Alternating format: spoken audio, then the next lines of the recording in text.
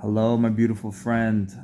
This is a series called Vulnerable Shares, where I just literally share vulnerable stuff, like raw, vulnerable stuff. So the latest one was last week. I sent out an email, and I was so fixated on trying to share with everyone who's not working with me. Like, look at all these amazing things that all these testimonials, all these wins my clients are experiencing. And I remember I was writing out that newsletter, and I had everyone's I tracked their results, tracked their wins. And one of my clients, Maida, I was like, what exactly were her words again? I don't think I had a video testimonial of her. Most of my clients, I'll get a video testimonial. She may have shared one, but I just relied on my own, let me just into not intuit, but from memory. Let me go off of memory and try to remember what the win was and word. And I was doing it really fast as I do most of my Aries activities at work. And so, but regardless of how I did it, it wasn't an accurate statement. So I want to take full responsibility for Maida. She called me out on it, and I'm really glad because it gave me something to think about and go deeper and go, is there something up here? So yeah, I take full responsibility that I shared a win about Maida that wasn't exact. It wasn't accurate. It wasn't an accurate win. And it was there was an amount that was not right. I will do another video where I say what I said and what is the actual truth. But for now, the part that I remember is I think I said, and they're sending her to open up her company sending her to New York to open up a franchise, and technically they're not sending her to open up the franchise. They're opening up a franchise, and she may be a part of it. So it could have been misconstrued as she's the franchisee opener, but the truth is, when I was sharing it more from a place like she's involved with the growth of the company, and to the fact that they're involving her in something that's opening up in another country is the win for me. That's a big win. They're trusting her with something that's starting opening up in the States when she's based here in Toronto. And then there was another thing about the other part about some money coming in from the family. So I'll make that right. And then I had my other friend Nico. I was like, hey bro, we basically added up your wins and it's close to 10K. And when we started working, money was a challenge. That's a huge win. And then I'm like, can I get a video testimonial? And when I ask for a video testimonial, I'm not trying to say I am responsible for your wins. For example, Vanessa, we did a session and then she sold 6,000 worth of she did 6,000, sold a $6,000 package, but they're paying her 500 a month or 1,000 a month. I can't take credit for that. She owned her confidence. She went out there. She said, yes, I'm not, if they don't commit to the 500 a month each for the 6 months, I don't think I'm not going to budge. She did that. I helped her create a package, but then she did that part. So the vulnerable share in all of this is and I was like, Nico, can you send me a video testimonial? And he did send me a video testimonial with more of the results. But why is there this constant need to prove myself? And then I asked that question. So I got to the root of it. And so growing up, I don't know if you guys know this about me. I grew up feeling really, I had, when I was in school, I felt like a failure.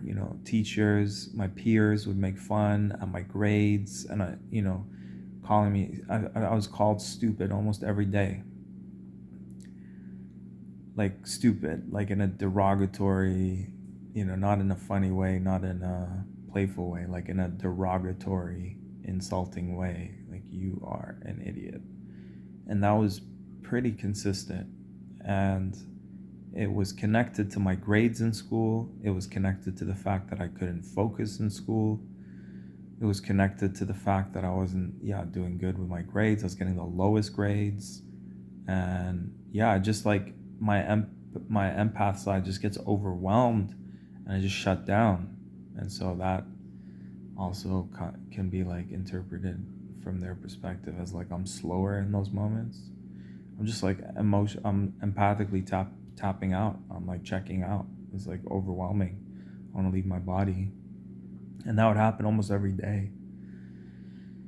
So failure, teachers and principals would be like, why can't you be like your older brother who was getting like A+ and just doing great in school?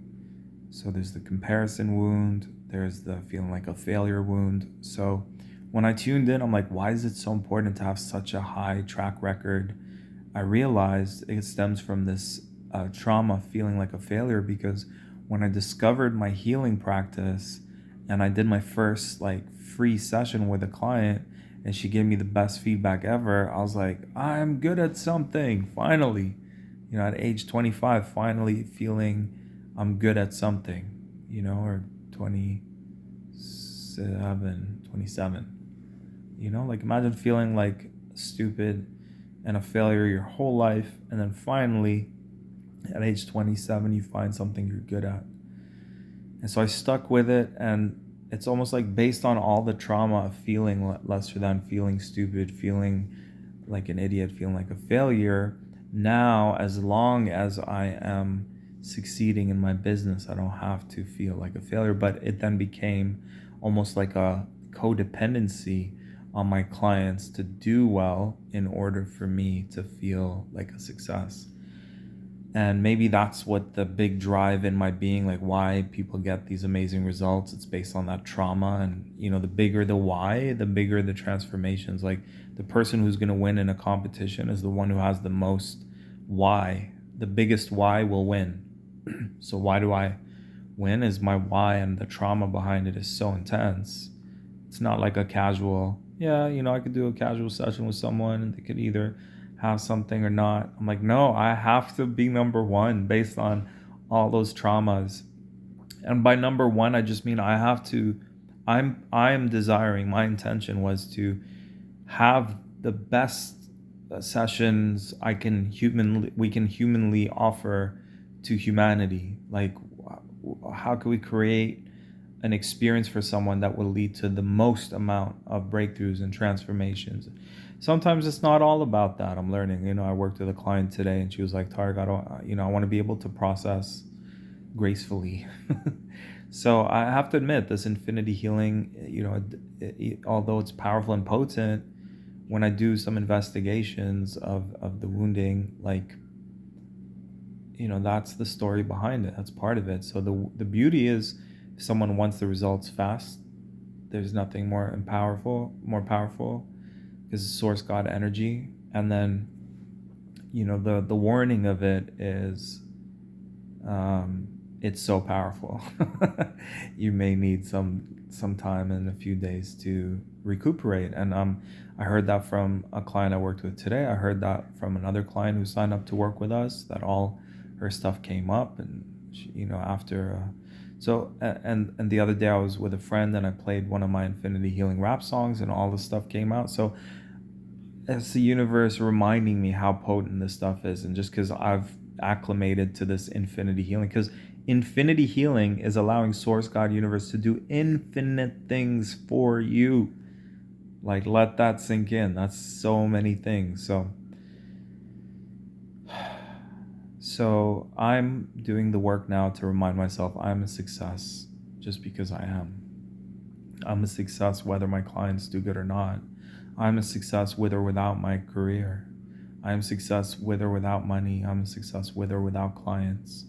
And I know who I am, and I am a channel, or like I am co-creating with the divine. And even though my wounded inner child needs the validation, Aries in general, we're like the big babies of the zodiacs. We need constant. Did I do good?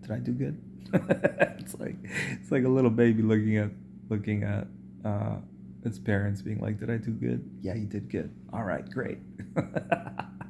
It's just like I have it in my rap Aries rap song. It's like I need that validation, um, because it's true. So whether it's my inner child, whether it's my Aries, or just myself, needing that validation, just it helps me because without that, right now, if all my clients fail, then it's a reflection of me, and then it mirrors to me the wounding of being a failure, not being good enough, not winning, like the pain of losing, and right. So yeah, sometimes behind the greatest people, like Mike Tyson used to get bullied as a kid, so we can turn those traumas into our greatest strengths, but at the same time it's important that we heal the wounding of it, right? So we're doing it from the right place for the right reasons. So just want to share that. um, so yeah, the new me does not need the validation. The new me does not, or I can validate myself. The new me does not need to constantly prove to everyone how amazing this stuff is. Also in my mind, I'm like, why am I not at like, 1 million followers and subscribers? Like, this is the best thing in the world. It's the most powerful, it's the most result oriented. Like, my music's amazing.